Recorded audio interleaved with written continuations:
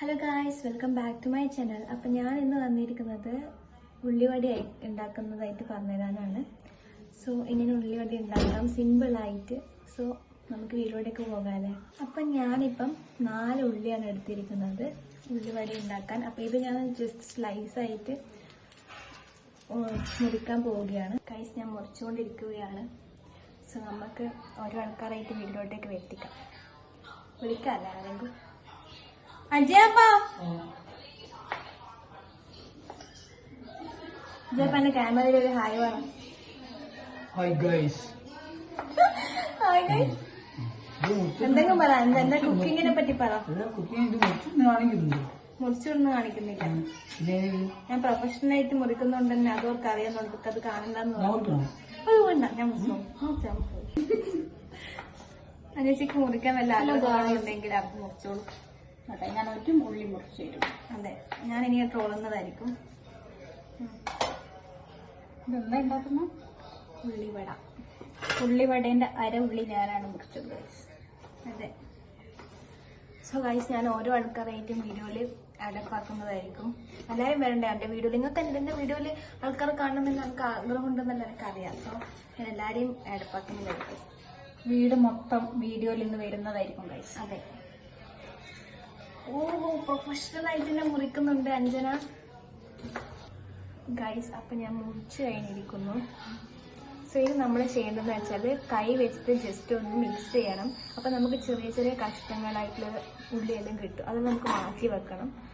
കാരണം അത് നമുക്ക് ഉള്ളിവട, ഇത് ഉള്ളിവട എന്ന് പറയുമ്പോൾ ഈ ഒരു പീസ് തന്നെ നല്ല നൈസായിട്ട് ചെറിയ ചെറിയ ഇതളായിട്ട് വരും. അത് നമ്മൾ സ്ക്വീസ് ചെയ്തിട്ട് ഉപ്പിട്ടിട്ട് നല്ലോണം ഇതാക്കുമ്പോഴാണ് ആ ഒരു ഇത് വരിക. ഇത് കുറച്ച് നേരം മാറ്റി വെക്കുക. സോ ഞാനത് പറയുന്നതായിരിക്കും വീഡിയോയിൽ. ഓക്കെ. അപ്പം ഞാനിപ്പം ഈ ഒരു രീതിയിൽ നല്ലോണം സ്ക്വീസ് ചെയ്ത് ഭയങ്കര ചെറിയ രീതിയിൽ തന്നെ വന്നിട്ടുണ്ട്. സോ ഇനി ഞാൻ ഇടാൻ പോകുന്ന കാര്യം എനിക്ക് പറഞ്ഞുതരാമോ? 1 ടേബിൾ സ്പൂൺ ഉപ്പാണ്. ഇനിയിപ്പോൾ ഇത് നല്ലോണം ഒന്ന് മിക്സ് ചെയ്യണം ഉപ്പിട്ടതിന് ശേഷം.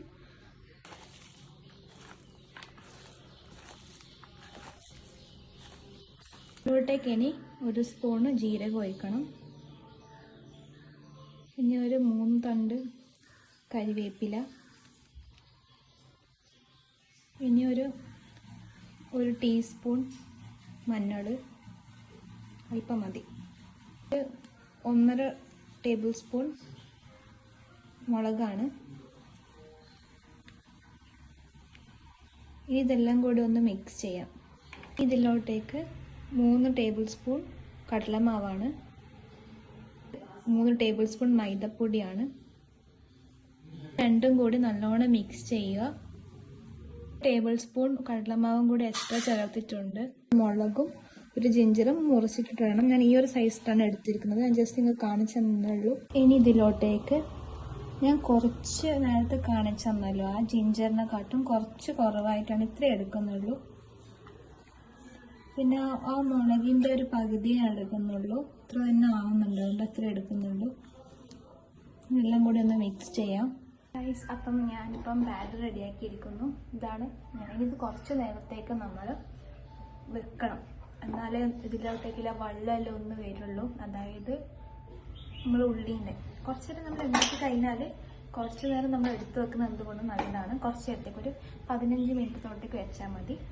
ഉണ്ടാക്കാൻ പോകുന്നതിൻ്റെ ഒരു 15 മിനിറ്റ് മുമ്പേ ഞാൻ ചൂടാക്കാൻ വെച്ചിട്ടാണ് ഉള്ളത് ഗൈസ്. അപ്പം നല്ലോണം എണ്ണ കയ്യിൽ തേക്കണം, എന്നിട്ട് വേണം എടുക്കാൻ. ഇങ്ങനെ ആക്കണം. എന്നിട്ട് കയ്യിൽ വെച്ചിട്ട് ജസ്റ്റ് ഒന്ന് പ്രസ് ചെയ്ത് കൊടുക്കണം. ഇതിലോട്ടേക്ക് ഒഴിക്കണം.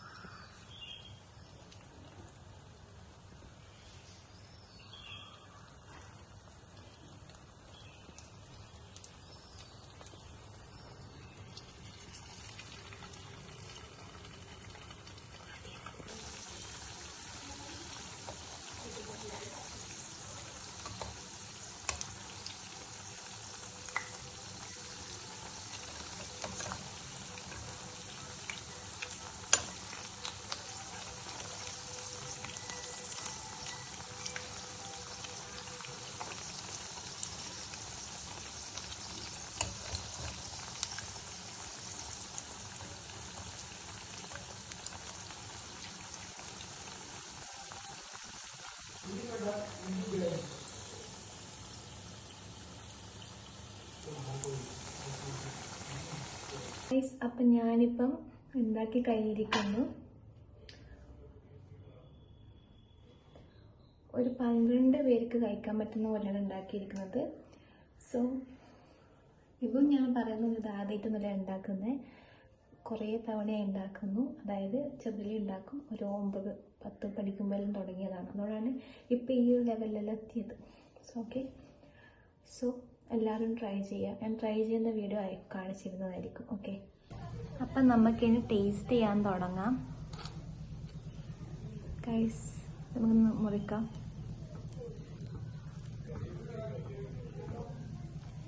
ഒരു ഭാഗം നല്ലോണം വെന്തിട്ടുണ്ട്.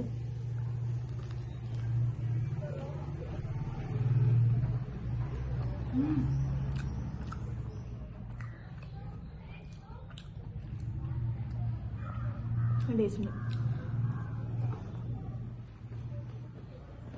സോ ഗൈസ്, വീഡിയോ ഇഷ്ടപ്പെട്ടിട്ടുണ്ടെങ്കിൽ like, share and subscribe to my channel. അപ്പം ബൈ.